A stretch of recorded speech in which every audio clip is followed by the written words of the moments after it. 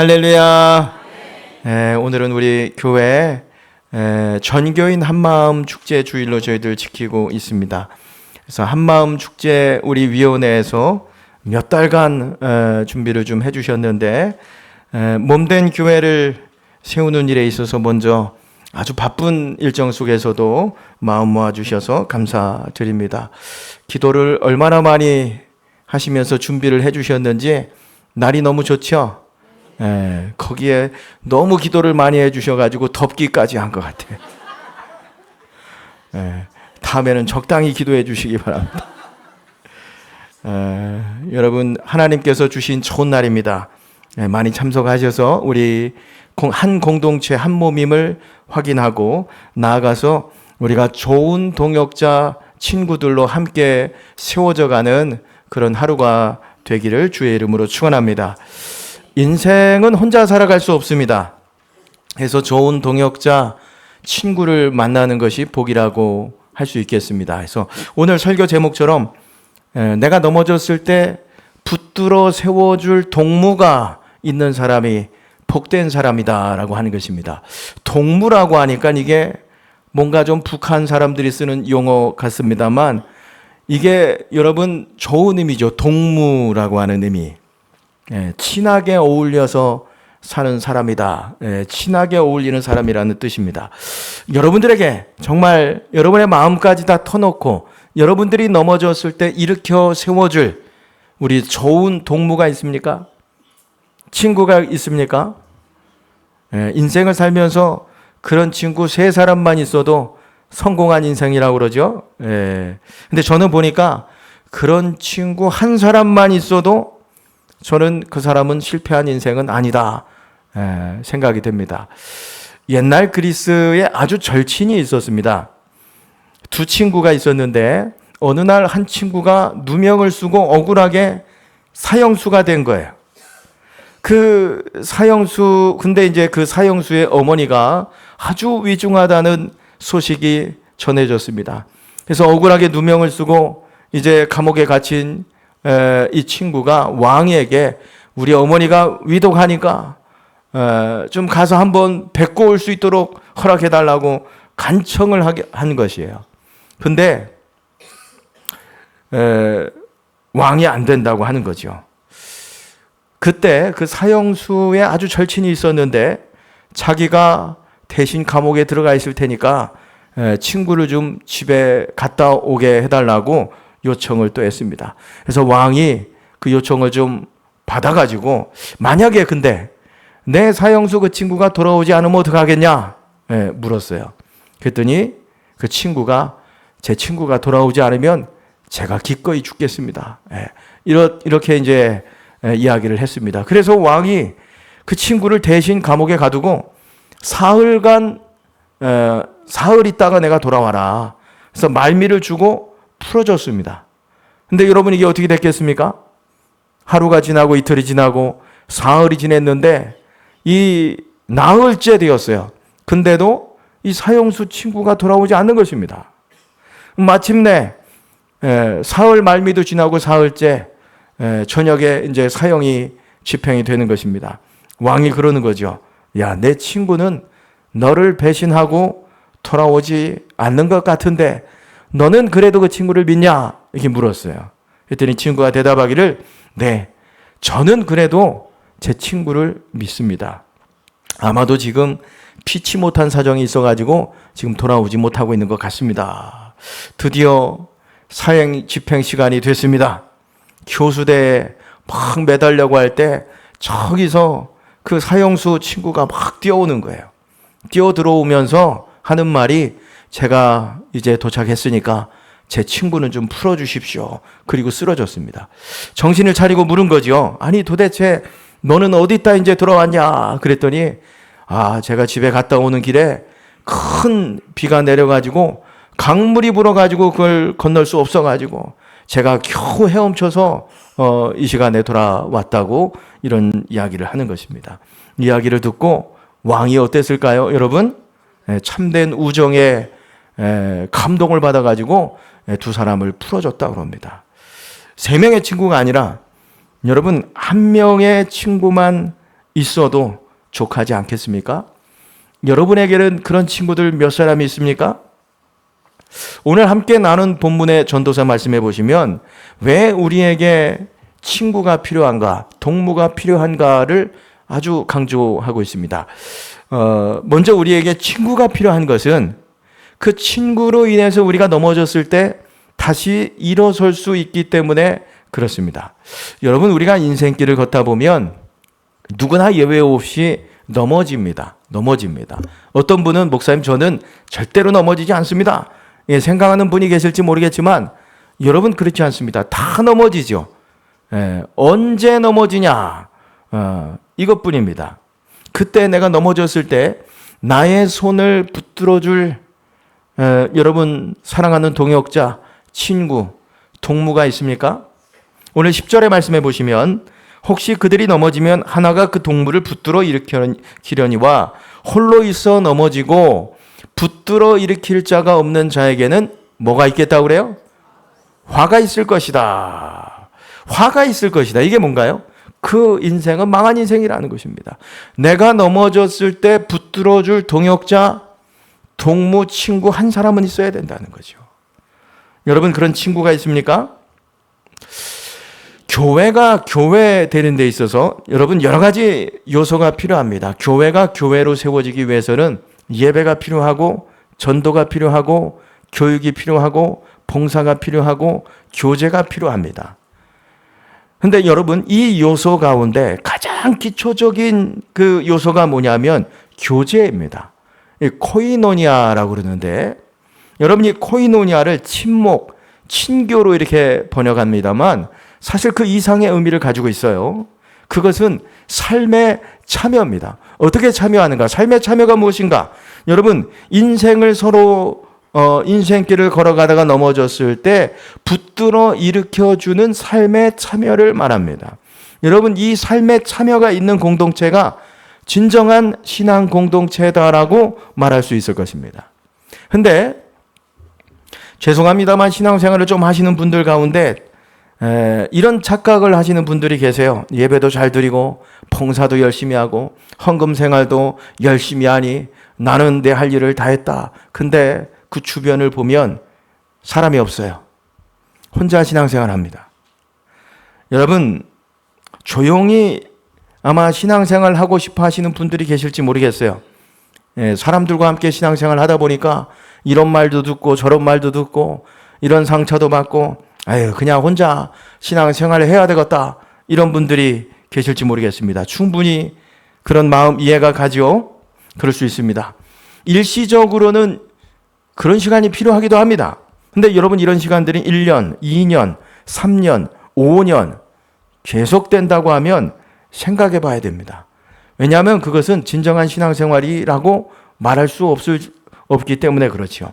진정한 신앙생활에는 교제가 있어야 되는 것입니다. 교회가 교회되는데 필요한 이 교제, 이게 뭐라고 그랬습니까? 교제는 코이노니아 삶의 참여라고 그랬습니다. 물론 어떤 분은 그럴 수 있어요. 목사님, 요즘은 다 그렇게 신앙생활을 합니다. 네, 그렇게 말할 수 있을지 모르겠지만 여러분 우리는 그런 사람들이 아니죠. 크리스찬들은 어떤 사람들입니까? 말씀이 무엇이라고 이야기하는지 그 말씀을 붙들고 신앙생활하는 사람이 크리스찬이고 그리스도인입니다. 오늘 10절의 말씀해 보시면 홀로 있어 넘어지고 붙들어 일으킬 자가 없는 자에게는 화가 있으리라 그랬습니다. 우리는 여러분 말씀에 집중해서 그 말씀을 붙들고 신앙생활 하지 않습니까? 그러니까 붙들어주는 친구와 동역자가 있는 신앙생활을 하라는 권면의 말씀인 것이죠. 그래서 예수님께서도 우리가 일찍이 넘어질 때가 있는 것을 아시고 일으켜줄 친구가 필요하다는 것을 아시고 이런 말씀하셨어요. 요한복음 15장 14절에서 15절 말씀인데요. 함께 읽어보실까요? 너희는 내가 명하는 대로 행하면 곧 나의 친구라. 이제부터는 너희를 종이라고 하지 아니하리니 종은 주인이 하는 것을 알지 못함이라. 너희를 친구라 하였노니 내가 내 아버지께 들은 것을 다 너희에게 알게 하였음이라 그랬습니다. 자 보세요. 누가 우리 친구라고 그래요? 이 말씀대로 행하면 다 내 친구라. 우리 보고 주님이 친구라고 말씀하세요. 여러분, 이게 얼마나 감사한 말씀이겠습니까? 자, 근데 우리가 이런 구절의 말씀을 읽을 때도 앞서서 좀 신앙생활에 실수를 범하는 분들은 어떻게 읽냐면, 그래, 맞아. 예수님이 우리의 친구라고 하시지. 그러니까 예수님 한 분이면 좋게. 나는 다른 사람하고 교제하지 않아도 돼. 여러분, 그 교인들과 교제하지 않으려고 하는 분들이 있습니다. 그게 아니라는 거예요. 여러분, 오늘 성경은 예수님이 우리의 친구 되어 주신다고 말씀하시죠.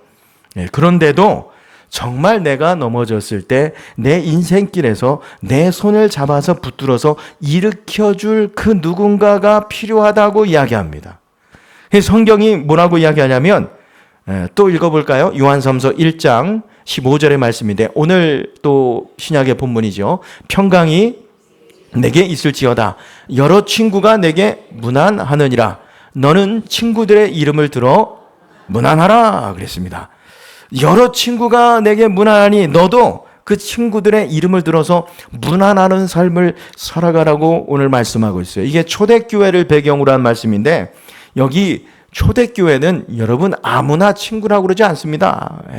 아무나 친구라고 하지 않고 삶에 참여가 있는, 정말 마음을 나눌 수 있는 그 사람을 친구라고 불렀는데, 그 친구를 찾고 문안하는 신앙생활을 하라 오늘 말씀하고 있는 것이죠. 여러분, 그래서 유명한 기독교 심리학자 폴 툴루니에는 이런 이야기를 했습니다. 이 세상에서 혼자 할 수 없는 것이 두 가지가 있다. 첫 번째가 결혼이고 두 번째가 신앙생활이다 그랬습니다. 여러분, 결혼을 혼자 합니까? 신랑과 신부가 있어야 되겠죠. 그리고 이제 나중에 거기에 주례도 있어야 되겠고, 뭐 하객들도 있어야 되겠고, 결혼은 혼자 할 수 없는 것입니다. 그렇죠? 신앙생활도 여러분 마찬가지죠. 이 얘기를 하는 거예요. 혼자서 신앙생활을 할 수 없다라고 하는 것입니다. 함께 해야 한다. 자, 그러면 어디서 이런 친구, 동역자, 동물을 만날 수 있겠습니까? 어디서 만날 수 있어요? 교회라고 하는 이 공동체 속에서 아무리 생각을 해봐도 이런 친구를 만날 수 있는 곳은 목장밖에 없는 줄 믿으시기 바랍니다. 여러분, 목장이고 소그룹이고 신도회 모임입니다. 이런 큰 대그룹, 이 대예배 시간을 통해서 이런 친구와 동역자를 만나는 것은 불가능하죠. 목장과 신도회에서 서로의 삶을 나누면서 친구와 동역자로 세워지게 되는 것입니다. 그런 의미에서 목장 예배 참석하지 않은 우리 성도님들 계시다면, 여러분 힘드셔도 또 한 달에 한 번 정도 우리가 목장 연합 예배라고 하는 것을 드리니까 그때 소속하셔서 함께 삶을 나누면서 좋은 친구로 동역자로 세워져 가실 수 있길 바랍니다.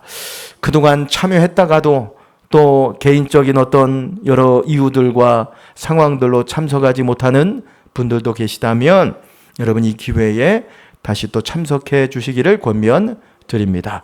두 번째, 왜 우리에게 친구가 필요한가? 서로 따뜻하게 격려받을 수 있기 때문에 그렇습니다.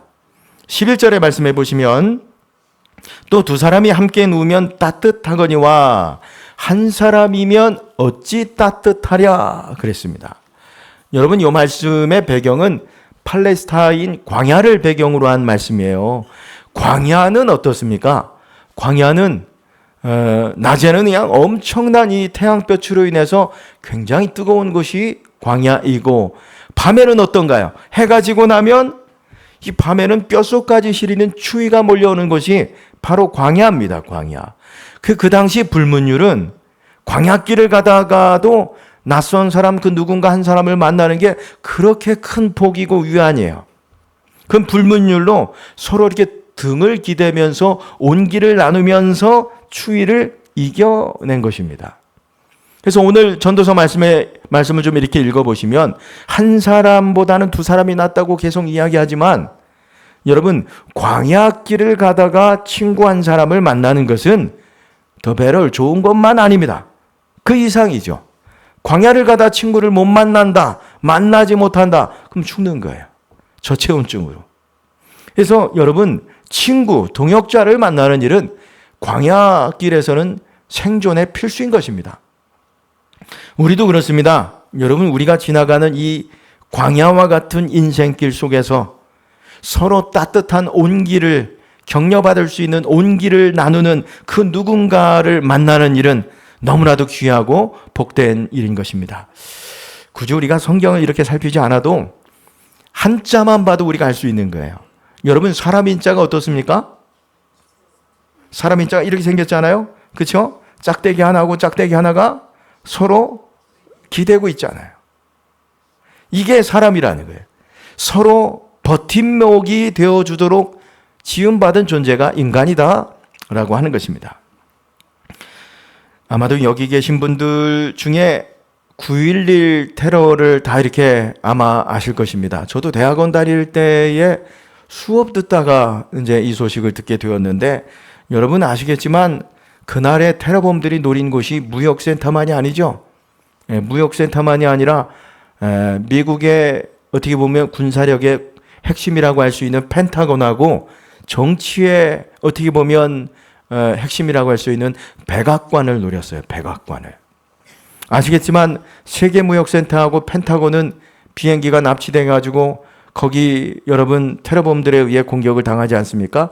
근데 백악관은 공격을 당하지 않았어요. 납치가 됐습니다만 들판에 비행기가 떨어졌죠. 이게 어떻게 된 일인가? 그 비행기에 타고 있던 사람들의 협동 때문이라고 그럽니다. 이 비행기가 납치된 것을 안 타드 비머라고 하는 분이 계신데, 이분이 기독교인이거든요. 이게 이제 가만히 보니까 테러범들에 의해 비행기가 납치된 것을 알고 조용히 그 비행기에 있는 위성 전화로 교환을 통해서 우리가 지금 납치됐다는 것을 알렸다는 거예요. 근데 이게 너무 긴급한 상황이다 보니까 수화기를 내려놓지 못하고 그걸 그렇게 그냥 걸어놨답니다. 그래서 이제 그 비행기 안에서 이야기되는 모든 대화의 내용들이 다 전화기를 통해서 교환에게 전달이 된 거죠. 다 중계가 된 것입니다. 그래서 이 타드 비머라고 하는 사람이 앞장서 가지고 주도를 해 가지고 다른 사람들하고 협력해 가지고 기장실을 들어가 가지고 비행기를 추락시킨 거죠. 이 타드 비머라고 하는 분의 미망인이 리사 비머인데, 이 부부가 닮는다고, 여러분 이때 남편이 목숨을 이렇게 비행기에서 잃을 때 임신 중이었는데, 남편을 잃었으니 본인도 얼마나 슬프겠습니까? 근데 임산부 이 복을 입고서 의회에 가서 슬픔을 당한 사람들을 위로하고, 또 쇼 프로그램들에게 또 뉴스에도 나오면서 또 희생한 당한 사람들과, 이게 얼마나 미국 사회에서 큰 충격이었는지 테러가. 그래서 미국 사람들을 위로했어요. 그것만이 아니라 남편이 죽었기 때문에 남편이 남긴 또 재산이 있고 후원금들이 많이 들어왔고 또 보험금도 받았는데, 이것을 가지고 희생당한 사람들을 위해서 기부금을 보내고 나중에는 자선단체도 만들어 가지고 각 학교와 기관에 다니면서 많은 강의를 통해서 미국 국민을 위로했습니다. 한순간에 남편으로 인해서 리사 비머라고 하는 이분이 아주 유명 인사가 되었습니다.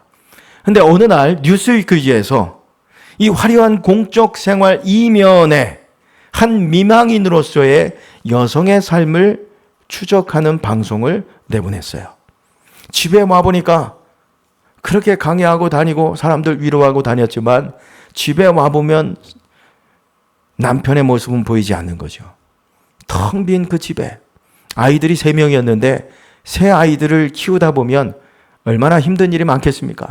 그때는 2층에 올라가서 조용히 울었다는 거예요. 옷장을 열면 그 옷장에 아직 남편의 옷이 있는데 그 남편의 옷에 얼굴을 묶고서 펑펑 울었다는 거죠. 왜 날 이렇게 혼자 내버려 두고 갔냐고. 외적으로 드러난 모습은 굉장한 여장부의 모습 아니겠습니까? 근데 내면으로는 전혀 다른 모습인 것이죠. 근데 뉴스위크지가 이 미망인이 어떤 이런 상황 속에서도 자신을 잘 다스리고 이런 상황들을 극복할 수 있었는가? 스스로 일으켜 세울 수 있었는가? 두 가지 방법을 쓰겠습니다. 하나는 일주일에 한 번씩 희생을 당한 사람의 모임에 참여해서 슬픔을 나눴다는 거예요. 두 번째가 중요한데, 두 번째는 똑같은 형편에 있던 질 골드스타인이라고 하는 이 여인이 있었는데, 이 여인과 교제를 했습니다. 이 여인도 세계무역센터에서 남편을 잃었다는 거예요. 그래서 이 두 여인이 월요일에 만나가지고 늘 교제했다는 것이죠. 두 사람이 만나서 무슨 교제를 했냐면, 두 사람 다 남편을 잃지 않습니까? 아버지가 없는 거예요. 자녀들을 어떻게 키워야 될까? 아버지 날에는 어떻게 보내야 될까? 이런 이야기를 나누었다고 합니다. 또 미국에는 여러분, 자녀들이 이렇게 아이들하고 모아서 자기 생일 파티 하다가 전화기를 꺼내가지고 아버지에게 고맙다고 전화하는 이런 문화가 있었는데, 그때 아버지가 안 계시니까 누구에게 전화를 좀 하라고 해야 될까? 이런 이야기들을 좀 나누었고, 그리고 또 이게 이제 남편이 없으니까 자신들을 아주 그냥 어떻게 보면 측은하게 여기면서 다가오는 남성들이 많이 있었는데, 그런 남성들 어떻게 대처해야 될까? 이런 이야기를 서로 나누면서 교제했다는 것입니다. 그러면서 서로 이런 이야기들을 나누고 웃고 교제하면서 이 시간들을 이겨냈다는 거예요. 여러분, 우리 같으면 어디서 이런 모임이 이루어질까요? 이런 교제가 어디서 이루어지겠습니까? 목장 예배입니다. 소예배죠. 훈련의 장에서 내 삶을 나누고 교제하면서 이런 온기를 느낄 수 있다는 것입니다. 사랑하는 여러분, 따뜻한 격려 받을 모임이 필요합니다. 여러분, 그 모임이 우리 공동체가 되었으면 좋겠고, 또 우리의 목장, 소그룹, 신도회가 되었으면 좋겠습니다. 세 번째, 왜 우리에게 친구가 필요한가? 그것은 함께하면 승리하는 삶을 살 수 있기 때문에 그렇습니다. 12절의 말씀에 보면 한 사람이면 패하겠거니와 두 사람이면 맞설 수 있나니 세 겹줄은 쉽게 끊어지지 아니하느니라 그랬습니다. 한 사람이면 패하겠다. 그러나 두 사람이면 맞설 수 있고 세 겹줄은 끊어지지 않는다. 끊어지지 않는다. 여러분, 여기 패한다 그랬는데 이 용어는 전쟁 용어 아니겠습니까? 지고 패하거나 승리하거나. 그러니까 이 말은 한 사람이면 패하겠지만 두 사람이면 맞설 수 있고 세 겹줄 세 사람이면 승리할 수 있다라고 하는 것입니다. 어떻게 승리할 수 있는가요? 여러분, 혼자는 약하지만 함께하면 강하기 때문에 그렇습니다. 과거 징기스칸이 이제 그 아들이 6명인데 아들을 다 불렀다는 거예요. 아들을 불러가지고 화살 하나씩 다 나눠줬답니다. 나눠주고 그거 한번 꺾어봐라 그랬습니다. 어떻게 됐을까요? 뭐 화살 1개니까 금방 꺾었겠죠. 이번에는 화살 6개를 모아가지고 그거 한번 꺾어봐라 그랬습니다. 어떻게 됐을까요? 꺾어졌을까요? 안 꺾어졌다는 거예요. 그래서 징기스칸이 아들들에게 그랬다는 거죠. 너희 하나하나는 약하지만 함께하면 큰 힘이 되고 누구도 당하지 못하게 될 것이다. 이런 교훈을 우리 아들들에게 남겼다는 거예요. 함께 할 때 여러분 누구도 당할 수 없습니다. 그런데 오늘 본문의 의미는 연합으로서의 승리를 의미하기도 하지만 그것만이 아닙니다. 여러분, 주님이 함께 하시기 때문에 이기는 우리 승리를 말하는 것입니다. 누가복음, 그래서 마태복음 18장 20절 말씀해 보시면 두세 사람이 내 이름으로 모인 곳에는 나도 그들 중에 있느니라 그랬습니다. 두세 사람이 모인 곳엔 나도 그들 중에 있겠다. 두세 사람이 모여서 기도하고 두세 사람이 모여서 예배하고 내가 그곳에 전도하고 바로 그곳에 내가 영적인 승리를 주시겠다는 하나님의 놀라운 약속의 말씀이죠. 실제로 보세요. 여러분, 다니엘과 세 친구들 있지 않습니까? 왕의 명령으로 앞으로 신상에게 절하면 꺼지지 않는 풀무불에 던져버리겠다고 그랬습니다. 근데 제 친구가 어떻게 합니까? 여러분, 이런 영적인 도전이죠. 신상 앞에 절하면 풀무불에 던져버리겠다. 그래서 여러분, 이런 영적인 도전 앞에 당당히 맞서죠. 여러분, 어떻게 그럴 수 있었을까요? 아마도 혼자면 그렇게 못했을 것입니다. 셋이니까.